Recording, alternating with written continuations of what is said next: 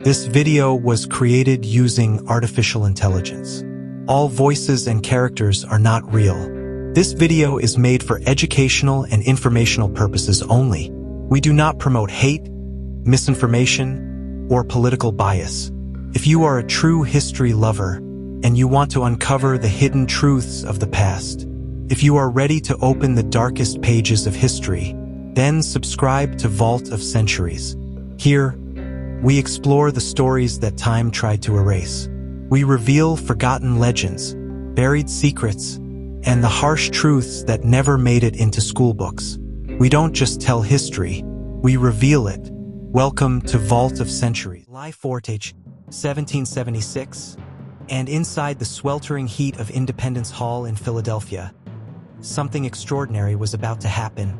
46 men sat in silence, some with pens in hand, others with eyes fixed on a sheet of parchment that would soon change the course of human history. That parchment was the Declaration of Independence, a bold and dangerous message to the King of England and to the entire world. At its heart were the immortal words, written by a 33-year-old Virginian named Thomas Jefferson. We hold these truths to be self-evident, that all men are created equal, that they are endowed by their Creator with certain unalienable rights, that among these are life, liberty, and the pursuit of happiness. Simple words, but revolutionary, because for the first time, a group of colonies wasn't just complaining. They were declaring, breaking away, daring to dream of a nation built not on monarchy, but on freedom, on equality, on the right of people to choose their own destiny. But pause for a moment and ask yourself, were all men truly treated equally? The truth is, no. Most of the signers of the Declaration were slave owners. Women had no rights to vote, to speak in politics, or to own property independently. Native American nations were never mentioned, as if they didn't exist, even as they signed a document that spoke of freedom. They left millions outside the promise, and yet, this document still became one of the most powerful declarations in human history. Why? Because it was a start, a beginning, a flawed dream still worth fighting for. It laid down the idea, not the reality, but the idea that all humans are born with dignity and rights, that governments exist to protect the people, not control them, that power must come from the consent of the governed, not the throne of a distant king. It was risky, treasonous. Every signer knew if the revolution failed, they could be hanged, their homes destroyed, their names forgotten. But they still signed, one by one. John Hancock signed first. In bold, oversized letters, he wanted the king to see it without his glasses. That's how certain he was. That's how bold they had to be, because America wasn't born in comfort. It was born in conflict. It was born in the minds of men who had seen oppression and wanted something different, not just for themselves, but for the generations yet to come. And although the document was written in a time when freedom wasn't given to all, planted the seeds that would grow through civil war, women's suffrage, civil rights movements, and still continue growing today. So July 4th is not just a date. It is a reminder that freedom is a fight, not a gift, that the boldest ideas often start incomplete, but become stronger with time, and that a small group of imperfect men in a hot room, writing on a fragile piece of parchment, dared to tell the most powerful empire on earth, we will no longer be ruled, we will be free. That was their boldest move, and from that moment forward, the world was never the same again. When we think of war, we often imagine heroic battles, waving flags, and glorious victories, but the truth of the American Revolution was far darker, far colder, far more human. It wasn't just about fighting the British. It was about surviving the unimaginable. Take Valley Forge, the winter of 1777. Thousands of American soldiers huddled together in makeshift huts, snow pouring through cracks in the roof. No food, no shoes. Many wrapped their bleeding feet in rags. Some ate leather, boiled tree bark, or chewed on their belts. just to stay alive. More men died from cold, hunger, and disease than from British bullets. There were no roaring speeches, no glory, only silence, suffering, and the constant question, was this dream worth dying for? And while soldiers froze on the front lines, Congress in Philadelphia was broke. They had no money to pay the troops, no supplies to send them, no answers to give. Back home, their families starved too. Crops ruined, homes burned, lives shattered. Some soldiers gave up, some even deserted, switched sides, betrayed the cause just to feed their families. But not all. Some stayed. They stood by General George Washington. Not because they had to, but because they still believed in the impossible, believed that one day these 13 scattered colonies could become a nation. They didn't stay for money or fame. They stayed for freedom. They stayed for the idea that their children might live in a country where they could speak freely, worship freely, live freely. And Washington, through the blizzards and blood, held them together, not with force, but with leadership, with courage. He walked among them, barefoot just like them. He wrote letters, begged Congress, kept morale alive with nothing but words and hope. It was at Valley Forge that the revolution almost died, but it was also there, in the bitter cold, that it was truly born, because war is never just about victory on a battlefield. It's about sacrifice, endurance, pain, and choosing to believe in something greater than yourself. The dark side of war wasn't fought with muskets. It was fought in the silence of frost-covered nights, in hunger pains, in the tears of mothers left behind. And yet they endured, not because it was easy, but because it was right. That's what made this war different. Not the battles, but the people, ordinary farmers, blacksmiths, immigrants, former slaves, young boys who became men in the fire of suffering. They didn't just fight the British. They fought hopelessness, starvation, betrayal, and still they stood. That's the untold truth of the revolution. Not all drums and parades, but freezing silence, and the will to keep going anyway. The American Revolution wasn't just a war of bullets and cannons. It was a war of shadows, of whispers, of secrets that could change the course of history. While armies clashed on open battlefields, an invisible war was being fought behind enemy lines.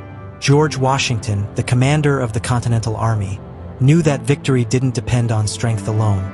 It depended on information, so he built a spy network, one of the first in American history. They used invisible ink, messages written between the lines, only revealed by fire or lemon juice. They passed coded letters inside shoe soles, used laundry lines to send signals, and adopted fake names no one could trace. And among them was a mysterious woman known only as Agent 355. Her true identity remains unknown to this day, but her courage helped uncover British plots, save American officers, and pass along vital intelligence. In a time when women were expected to stay silent, she became a silent hero, risking everything for freedom. But the world of espionage was dangerous, and not everyone could be trusted, even those wearing the American uniform.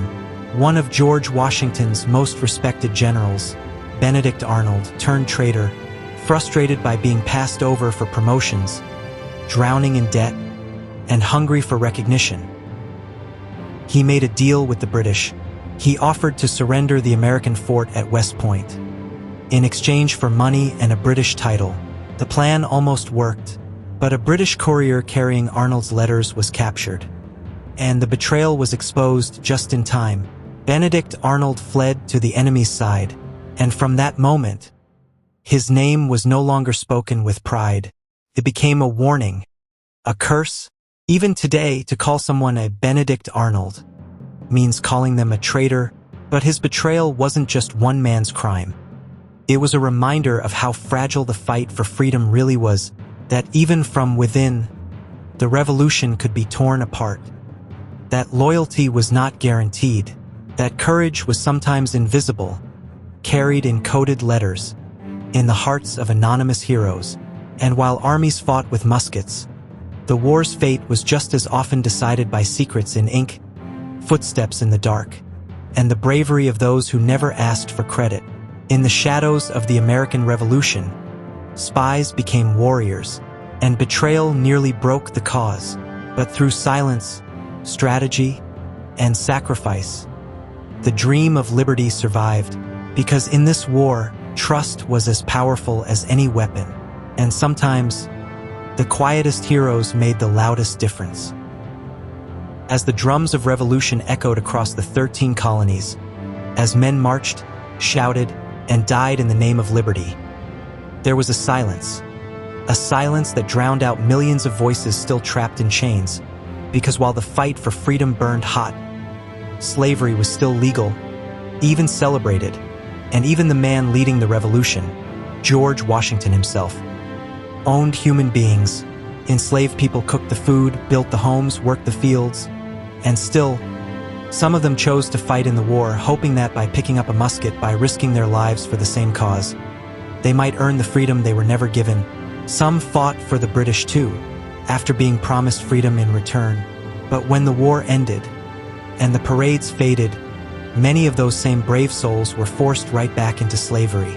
The dream they fought for was not meant for them, and it wasn't just them. Women, the mothers, the nurses, the messengers of the revolution, still had no right to vote, to own land, to speak in the halls of power.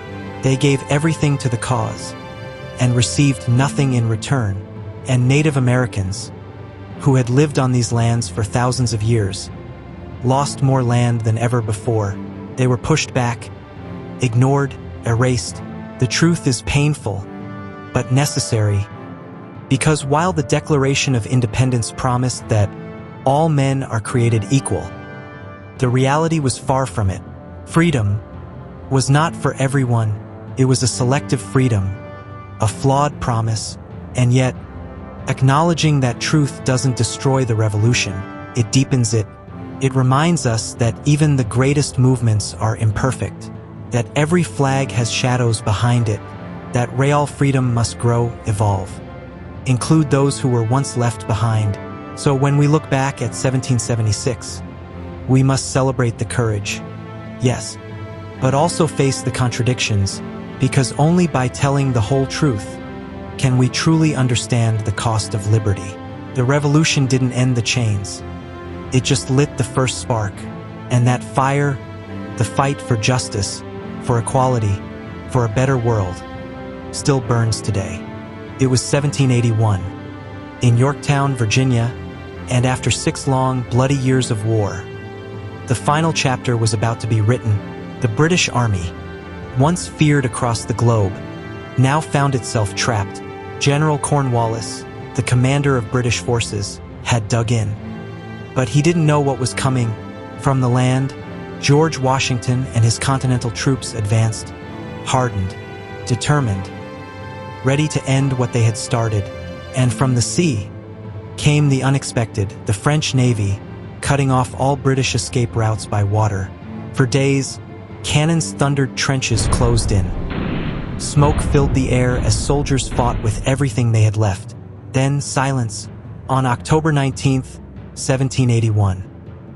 Surrounded, exhausted, and out of options, General Cornwallis surrendered, not with a speech, but with a quiet message sent through a second-in-command. Too ashamed to face Washington himself, the Revolutionary War, for all intents and purposes, was over. But it would take 2 more years to make it official. In 1783, the Treaty of Paris was signed, and for the first time in history, the United States of America was recognized as a free and independent nation. There were no fireworks then, no cheers loud enough to drown the pain, because the cost of that freedom was written in blood. Over 25,000 Americans were dead, many more wounded, families shattered, cities burned, and the land itself scarred by years of violence. Farms had turned to graves. Fathers never came home. Children grew up too fast. Freedom had come, yes, but not without a price. And yet, Through the ashes of war rose a new idea, that ordinary people could stand against empires, that liberty was worth dying for, that a nation, born in defiance and stitched together by courage, could rise and rebuild. The Battle of Yorktown wasn't just a military victory. It was the final proof that the impossible was possible. The revolution had succeeded. America was free. Now the real challenge will begin, to live up to the dream they had fought so hard to create. Yes, America won its freedom. The war was over. The flag was raised. The colonies had become a nation. But we must ask ourselves, what did we really win? Because not everyone shared in that victory. Native American tribes, who had lived on these lands for thousands of years, were pushed further out, their land stolen, their people ignored in every new law. Slavery, the brutal foundation that powered much of the economy, didn't end not for 80 more years. Even after the Declaration of Independence claimed, all men are created equal, millions remained in chains. Women, who fed the soldiers, cared for the wounded, ran homes alone, and even disguised themselves to fight in battle, were left out of the story. They had no vote, no rights, and no place in the new government. And those who had remained loyal to Britain, the Loyalists, were cast out, exiled, or even executed. For many, the revolution brought not freedom, but loss. And yet, through all its flaws and contradictions, something powerful has begun. A new idea, radical for its time, that governments should serve the people, not the crown, that authority should rise from consent, not bloodline, that liberty could be a right, not a privilege. It wasn't perfect. It wasn't complete. But it was the beginning. The revolution didn't fix everything. It planted something. A fragile seed of freedom, justice, and hope. A seed that would take generations to grow, watered by protest, shaped by progress, and tested by time. And though the founding ideals were often betrayed, they were never forgotten, because once the idea of freedom is born, it never truly dies. The American Revolution was not just about winning a war. It was about fighting for something that didn't exist yet, a better future. And even though it was messy, painful, and deeply unfair at times, it sparked a fire that changed the world forever.